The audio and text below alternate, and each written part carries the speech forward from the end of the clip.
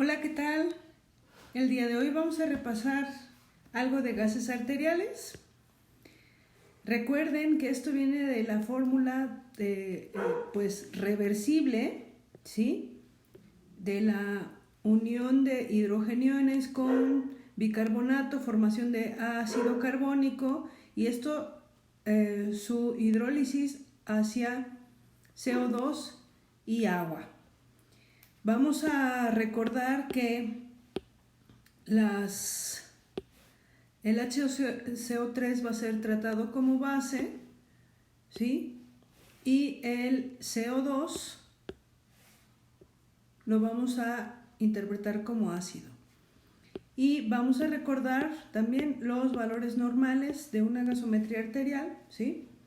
El pH 7.35 a 7.45.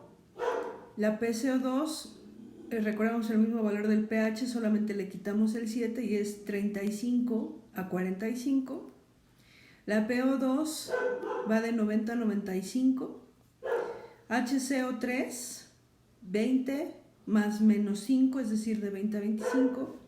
Y el déficit o exceso de base nos habla, tiene que estar aceptable, más menos 2, esto nos habla positivo, tenemos balances positivos, es decir, nuestro paciente no está deshidratado.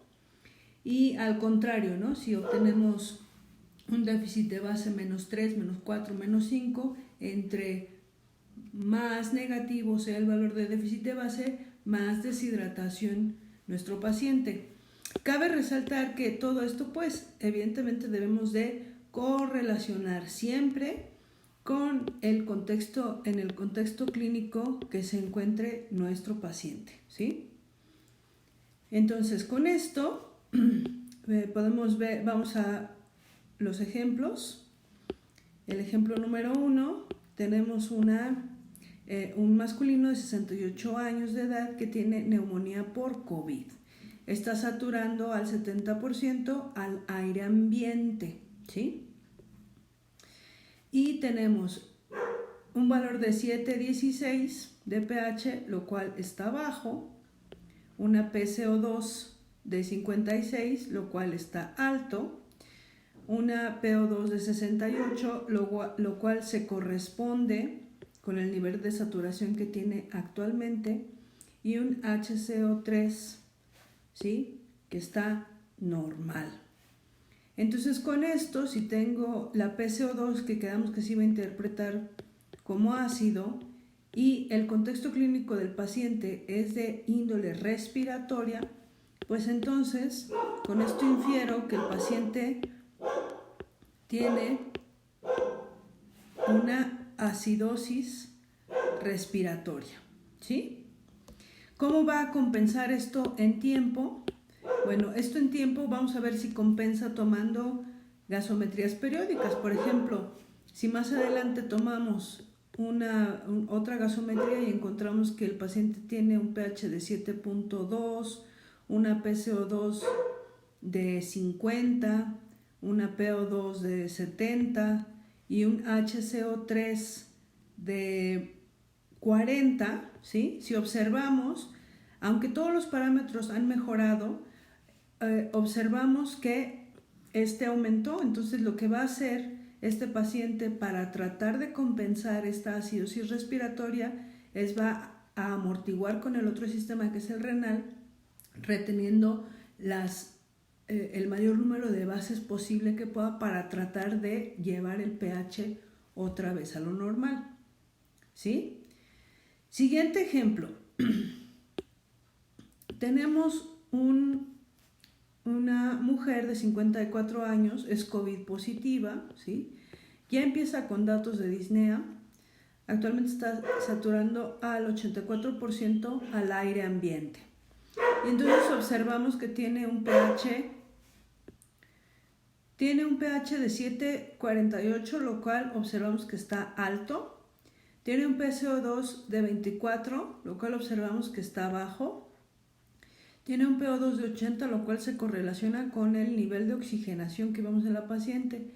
Y un HCO3 de 20, el cual está normal, ¿no? Entonces, ¿esto qué significa? Como el contexto también es respiratorio y quedamos que el CO2 se iba a interpretar como ácido, ¿sí? Entonces observamos que esta paciente tiene una alcalosis respiratoria, ¿sí? ¿Cómo empezaría a compensar esta paciente? Pues trataría de soltar, ¿sí? El riñón trataría de soltar bases para tratar de acidificar el pH. Vamos a ver, siguiente ejemplo. Ejemplo número 3, se trata de un masculino de 62 años con antecedente de diabetes mellitus tipo 2 descompensada. Tiene un pH de 7.08, está bajo, PCO2 de 42, está normal, PO2 de 90, normal, y HCO3 de 10, lo cual está bajo.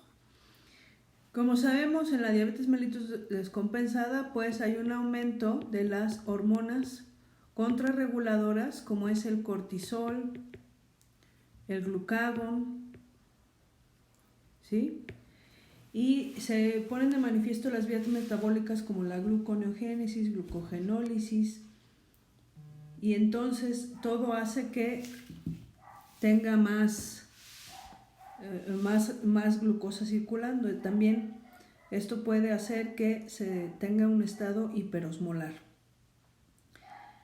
Esto hace que al llevarse a cabo la lipólisis, pues se generen cuerpos cetónicos. Entonces, en el contexto clínico de este paciente y viendo su gasometría, pues vamos a tener una acidosis metabólica.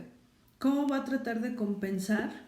En este caso, como el sistema que se está viendo afectado es el renal, el otro sistema es el que va a ponerse de manifiesto, entonces va a tratar de eliminar todo el CO2 que pueda para tratar de alcalinizar el pH y llevarlo a la normalidad.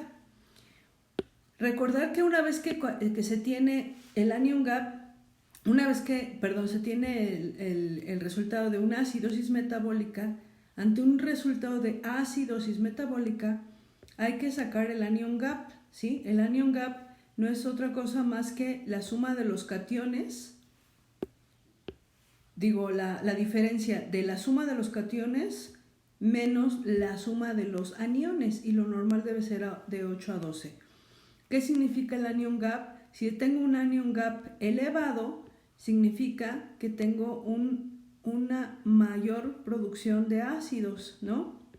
Diferente a que si tengo un anion gap normal, más bien significa que tengo una pérdida de bases. Y veamos el ejemplo número 4.